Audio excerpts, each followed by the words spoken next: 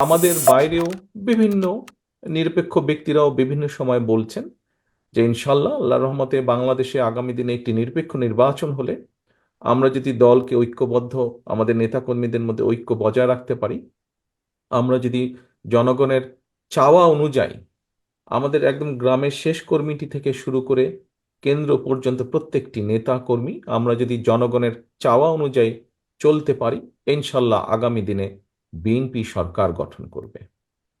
এবং বিএনপি কথাটা কি বলেছি এটা আপনাদেরকে বুঝতে হবে।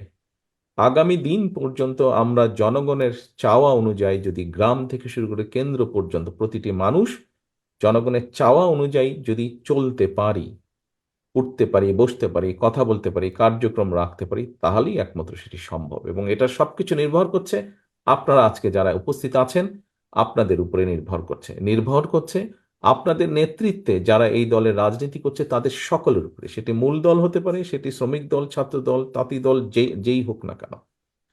এখন নেতৃবৃন্দ, আজকে আপনারা এখানে আলোচনা করেছেন, আপনাদের ভিতর থেকে কিছু জিজ্ঞাসা ছিল সেগুলো জিজ্ঞাসা করেছেন। মঞ্চে উপস্থিত নেতৃবৃন্দ যারা আছেন তারা এখানে উপস্থাপন করেছেন আমাদের এই 31 দফা।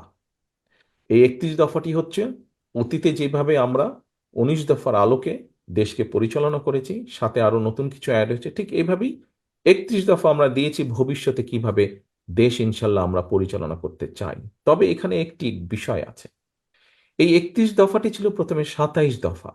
পরবর্তীতে বিগত স্বৈরাচার বিরোধী আন্দোলনে আমাদের সাথে যে সকল দলগুলো যুগপৎ আন্দোলনে শরিক ছিলেন তাদের সকলের মতামতের ভিত্তিতে 31 দফা গঠিত হয়েছে। অর্থাৎ এটি শুধু বিএনপি না, গণতন্ত্রে বিশ্বাসী বাংলাদেশের যতগুলো দল আছে তাদের সকলের সম্মিলিত দেশ জাতি নিয়ে সম্মিলিত চিন্তার ফসলই হচ্ছে এই 31 দফা।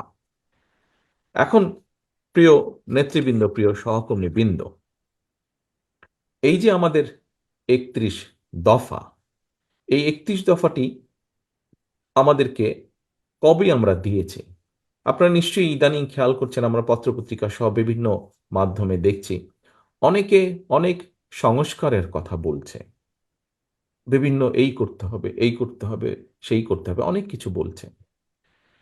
আহ, আমাদের বিএনপির পক্ষ থেকে দেশ জাতি নিয়ে চিন্তা, আমরা 2 বছর আগে যখন কেউ এই নিয়ে চিন্তাও করেন, দেশের এই বিষয়গুলো নিয়ে চিন্তা করেনি, সেই সময় আপনাদের দল বাংলাদেশ জাতীয়তাবাদী দল 27 দফা প্রস্তাবনা দিয়েছিল জাতির সামনে।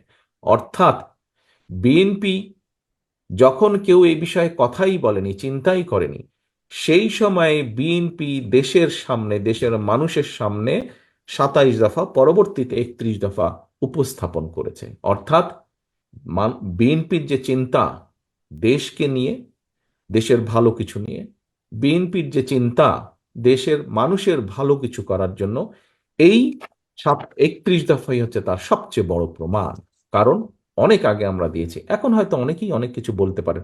অবশ্যই যারা যেটি বলবেন, আমাদের এখানে নিচে লেখাই আছে 31 দফার মধ্যে যে, এবং আমরা বারবার বলেওছি যে 31 দফা যে শুধু 31 দফায় থাকবে, এটি যে চেঞ্জ হবে না তা না।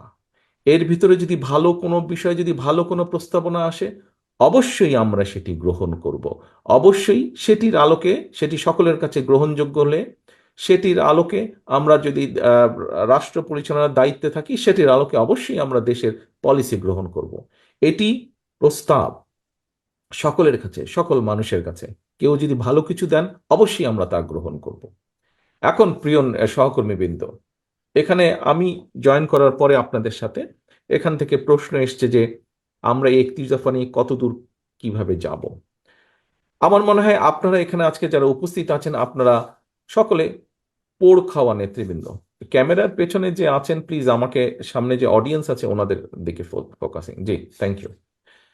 এই 31 দফা কিন্তু আমাদেরকে মাঠে নিয়ে যেতে হবে। 31 দফা শুধু আজকে যারা আপনারা আছেন এই ঘরের ভেতরে সীমাবদ্ধ থাকলে চলবে না, এটি মানুষের জন্য, একদম প্রান্তিক লেভেলের মানুষের কথাও কম বেশি এখানে আছে।